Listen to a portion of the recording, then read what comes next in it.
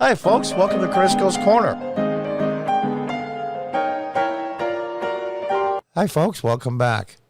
From Fox News, Democrats' 2022 midterm election scare tactics. This desperate move won't save them. Democrats are beginning to really worry about the 2022 elections, and they should. They're not just beginning. They are worried. Yeah. Before we get started, I know I say this all the time, and to my regular viewers, I apologize. But censorship is a real thing, and this channel has been under a thumb for a long time. To really help out the channel and get the word out, if you could share these videos, my videos, if you feel they're worth sharing, to everybody and anybody you can. Take the link, send it out on your social media, send it to emails to friends and family, people you think might be interested, just to bypass the censorship filter. It's just the way things are, and we're going to have to deal with them the best we can if and when they change. And I really appreciate your help. You could, of course, give it a thumbs up, and also, if you could, just put a small message in the comments. Even small messages help the algorithm out, like, hi, John, good video. Hi, John, how's it going? Things like that. The more comments in a video, the higher up it goes in the chain for video send out for YouTube. So that would really be helpful. Sorry for the shameless plug, but this is the way it has to be. Oh, gosh. It's amazing to me. Democrats are really worry about the 2022 elections, and they should. President Biden's approval rating is collapsing. I can't go much lower than what is it, high 30s? Vice President Kamala Harris ratings are even worse. The top three Democrat leaders are so old, their collective ages would reach back to 1777 before the Constitution was written. That's a nice little shot there. Senate Democrat leadership has almost nothing to show for its efforts. So November is starting to look like a disaster for the Democrats. Hillary Clinton has argued that this is all about a messaging problem. Of course, her husband lost 53 seats to control the House of Representatives for the first time in 40 years in his first off-year election. Yeah, I remember that. Barack Obama chimed in. He just required Democrats telling their story. Of course, he lost 64 seats to the Republicans in his first off-year election. If and when Biden loses just 5 seats, less than 10% of the losses in 94 and 2010, you will face Speaker Kevin McCarthy. No comment. I hope he doesn't try to be another Paul Ryan. We'll see. And Ardent, Republican House. The odds are that the House Republicans will gain 20 to 70 seats. My prediction is 61. Remember, you heard it here first, and if I get it right on, I'm a hero, and if I don't, I'll say, well, it's tough to guess. As the voter tsunami builds in response to the economic, cultural, and practical pain created by Democratic policies. And they go on and on about some dark strategy the Democrats are considering. Now, I think they're going to do it. Deadline, White House Tuesday. It's Hellman said inflation is psychologically the most devastating thing politically. Here's what they're really going to do, and I believe this to be true, was to make Donald Trump the face of the Republican Party and then attacks against him as an undemocratic force in U.S. politics, i.e., the January 6th riot. They have to scare the crap out of the Democratic base to get them to come out. Yeah, a lot of them are going to stay home. The Democrats can't motivate them on the basis of hope or their pocketbooks or any of these accomplishments. They have to scare the crap out of them. Fear has always been a motivator in getting voters to go out, always. Yelling Trump and repeating, be afraid, be very afraid, will work with those hardcore Democratic partisan base whose members are going to vote anyway. Unfortunately for the Democrats, that base is only 35% of the electorate. I think that's really high. That's 16 points from majority.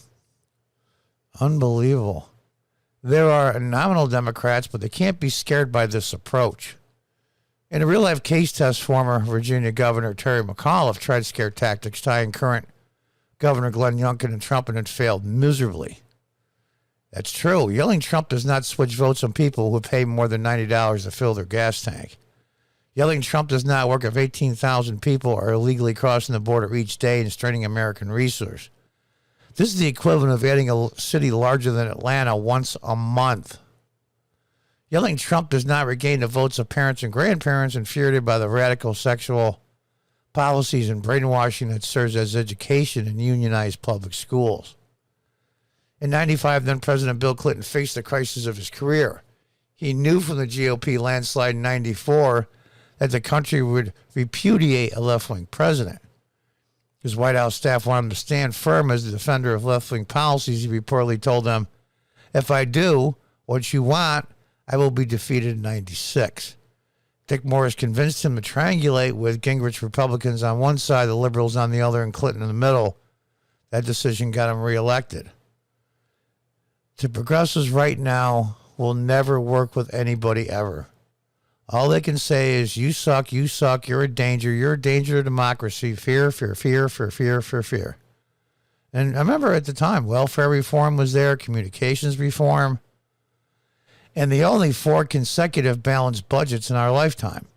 Now, there was the smoke and mirrors with some of the numbers. That's fairly accurate. The left hated Clinton's sellout of the true faith. As Theodore Whitehead warned in The Making of the President of 72, a liberal ideology had become a liberal theology. In the secular church of the left, Clinton became a heretic. It has haunted his wife ever since. Now Biden faces the same crisis, and that is true. That's a great line, by the way. The liberal ideology has become a liberal theology. And it's 10 times more true now. It is their religion. The 2022 election reported enough, he would have to reverse his energy policies to produce American gas and oil, reverse the immigration policy to gain control of the border, reduce spending and regulations to get inflation under control, take on the more extreme woke elements, especially in the schools, and become aggressively pro-victim and anti-crime. Those changes would work with most Americans, but they would lead to a vicious civil war in the Democrat Party. Good. Maybe the Democrat Party will finally get their crap together. Well, just wishful thinking. So the only strategy might work is a strategy Democrats can't tolerate. They would rather lose than give up on their big government socialist ideology and woke values, and they will lose. Now, this is from Newt Gingrich. If you remember, he was the one that did the deal with Bill Clinton. It was the contract with America, I believe it was. And this is an opinion piece, as you can see right here. I'm making no qualms about the fact. But be afraid what the Democrats are going to pull now. They are desperate to keep their majority. As we see things, and I might put out a story about what's happening in Shanghai. I might skip it, being I'm close to my community guideline strike coming off my channel. The tremendous lockdowns that are there. I really, really, truly am afraid what Democrats might pull this coming late summer and early fall.